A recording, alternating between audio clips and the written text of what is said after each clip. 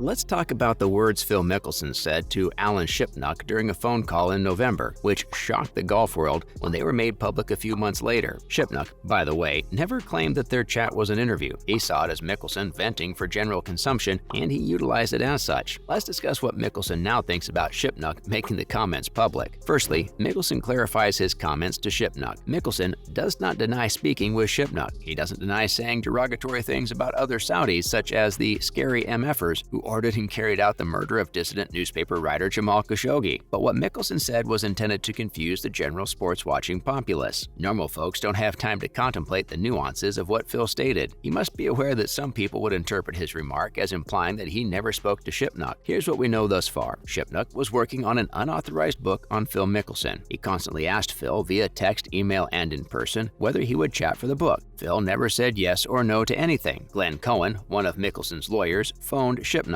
Steve Loy, Mickelson's manager, phoned Shipnuck. There was a lot of back and forth. Then, late last year, while traveling in Southern California, Mickelson contacted him without warning. Alan discussed this on a Fire Drill podcast. Shipnuck interpreted Phil's outburst as content for his book because Mickelson had finally called him back. Mickelson may have his point of view, which he is free to express, but according to Shipnuck, the subject of his book was finally talking to him, and he had every right to exploit what Mickelson was saying. Shipnuck's goal in authoring the book was to inform his readers all they needed to know about the highly entertaining golfer, and well, he succeeded. Mickelson issued a comprehensive apology for his statements in February and used an interesting passive phrase regarding his comments to Shipnuck. He said there is the issue of off-the-record statements being posted out of context and without his permission, but the greater issue is that he used words that he regrets and do not reflect his true feelings. It was risky, he upset people, and he regretted his choice of words. As Shipnuck and others have stated, it takes two to go off the record, to speak on background or to establish any other arrangements between reporters and their subjects. It is founded on trust, tradition, and other factors. At the end of the day, off the record is a type of contract too. Alan attempted to contact Phil several times. Phil eventually returned Alan's call, late, but not too late. He was probably attempting to spin Alan. Alan was not going to be spun. He saw the phone call as something he could use, and he did. He didn't require a quote or permission. Both Mickelson and Shipnuck agree on this point. Phil's call to Alan was irresponsible. At the very least, he owned it. Don't go anywhere, because we are going to discuss Phil Mickelson and three others dropping out of the case against the PGA Tour. Moving on, Phil Mickelson withdraws as a plaintiff in the lawsuit against the PGA Tour. According to a letter of voluntary dismissal issued in court, Phil Mickelson and three other players sought to be dropped as plaintiffs in LIV Golf's federal antitrust action against the PGA Tour. Taylor Gooch, Ian Poulter, and Hudson Swafford have also sought to withdraw as plaintiffs in the federal case, which accuses the PGA Tour of improperly suspending them for competing in LIV Golf tournaments and abusing its monopolistic position to suppress competition. Mickelson, a six-time major winner, told reporters 2 weeks prior at the LIV Golf event outside Chicago that he was considering withdrawing from the case. He stuck to his word. Mickelson stated in a statement that he is focused on the future and is thrilled to be a part of LIV while also being appreciative of his time on the tour. He is glad to see that the players on the tour are now being heard, appreciated, and valued, and that the recent improvements are benefiting them. LIV's engagement in these matters will defend the players' rights, and he no longer feels compelled to participate in the procedures. Poulter, like Mickelson, believes LIV Golf can and will represent the best interests of its players. Poulter stated in a statement that he is incredibly glad to be a part of LIV now that he is no longer a member of the PGA,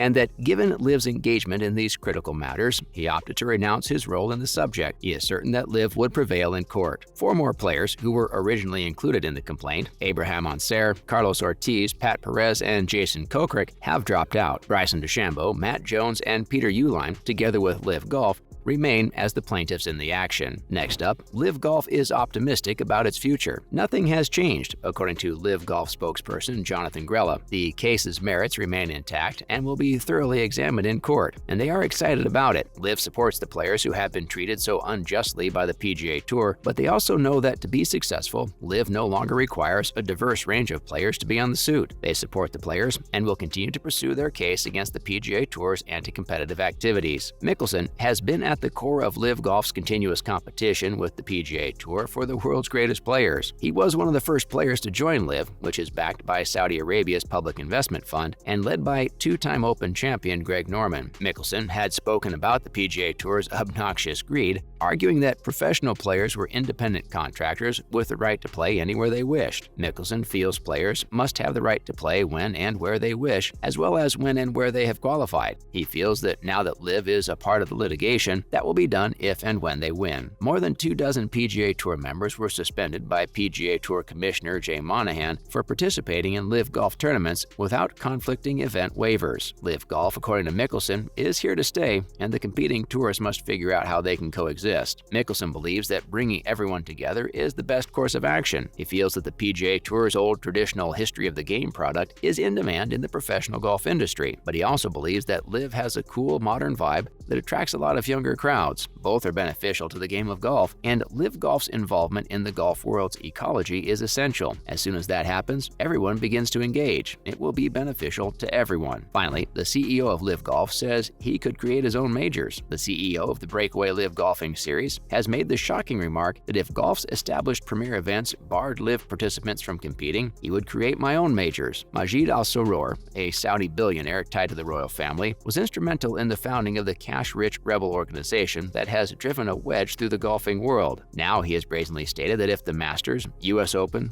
and US PGA barred LIV players from participating, he would celebrate. Given the new competition's changed framework, the LIV Tour presently does not award players official world ranking points, the main avenue to qualify for the majors. This has sparked a heated debate on whether LIV dissidents should be permitted to play in the renowned quartet of classic tourneys in the future. However, in a wide-ranging interview, Soror made the extreme notion that if LIV players were banned, he would just establish his equivalent of the majors. The majors are rooted in history and tradition, which has helped convince several PGA Tour professionals not to take Saudi money and jump ship to LIV. That past would be difficult to recreate or replace for LIV. Increasingly, the already absurd prize money on offer to players appears to be the only option for LIV to build their own majors. The 48-player LIV fields presently compete for $25 million in every regular tournament, with the season finale in Miami likely to give double that prize money. However, the qualifying criteria for future majors are likely to be revised to provide a way for LIV players to compete. As R&A Chief Executive Martin Slumbers stated at the Open, he never suggested that the top players would be unable to compete. They will remain steadfast in their assertion that the Open is open to everybody. However, they will consider how they get there, whether through an exemption or by qualifying through their qualifying method. Al Soror also addressed Phil Mickelson's controversial statements against the kingdom's human rights record. Mickelson stated back in February that the Saudis execute homosexual people. He was talking about if he would be willing to join the LIV group. "We don't kill gays, I'll tell you that," Al Soror claimed in the latest report. He also rejected allegations that Tiger Woods was offered and declined an estimated $700 to $800 million US.